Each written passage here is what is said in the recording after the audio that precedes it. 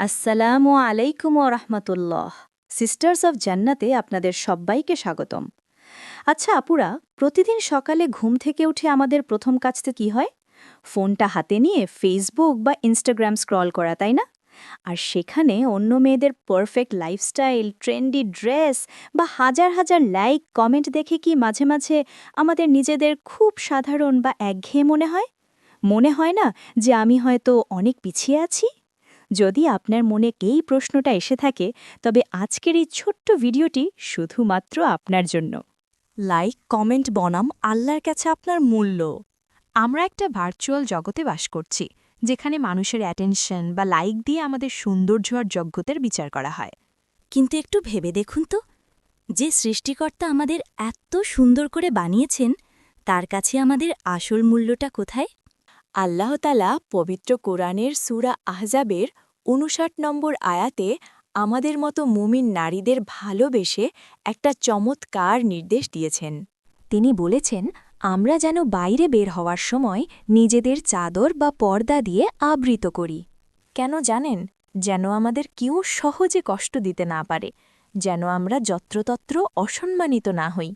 পর্দা কিন্তু আমাদের বন্দি করার জন্য নয়, বরং আমাদের মহারানীর মতো সুরক্ষিত রাখার জন্য।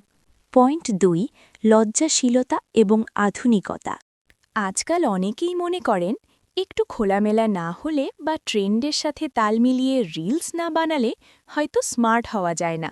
কিন্তু সহি বুখারি ও মুসলিমের একটি চমৎকার হাদিসে আমাদের প্রিয় নবী সাল্লাল্লাহু আলাইহি ওয়াসাল্লাম বলেছেন, লজ্জাশীলতা ঈমানের একটি অতি গুরুত্বপূর্ণ শাখা।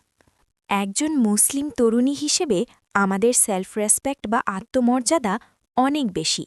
অচেনা হাজারটা মানুষের সস্তা কমেন্টের চেয়ে নিজের লজ্জাশীলতা আর শালীনতা ধরে রাখাটাই কিন্তু আসল স্মার্টনেস। পয়েন্ট ৩, প্রোডাক্টিভ মুসলিমা হওয়া। ১৮ থেকে ৩৫ বছর বয়সটা আমাদের জীবনের সবচেয়ে এনার্জেটিক সময়। এই সময়টা স্রেফ স্ক্রিন স্ক্রল করে আর রিলস বানিয়ে নষ্ট করার জন্য নয়। চলুন, এই সময়ে আমরা নিজেদের স্কিল বাড়াই, দিন শিখি, কেরিয়ার গড়ি এবং এমন কিছু করি যা দুনিয়া ও আখেরাত দুই জায়গাতেই আমাদের সম্মানিত করবে। সো বোনরা, আজ থেকেই ফোনের স্ক্রিনের ওই মিথ্যে জগৎটার পেছনে না ছুটে নিজের ভেতরের আসল সৌন্দর্য আর শালীনতাকে ভালোবাসতে শিখুন। আপনি যেমন আল্লাহর সৃষ্টি হিসেবে আপনি অনেক স্পেশাল।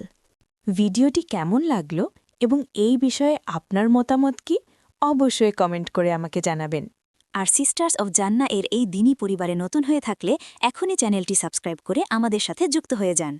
ইনশাল্লাহ দেখা হবে পরবর্তী ভিডিওতে। ততক্ষণ পর্যন্ত সবাই ভালো থাকুন, সুস্থ থাকুন। আসসালামু আলাইকুম ওয়া রাহমাতুল্লাহ।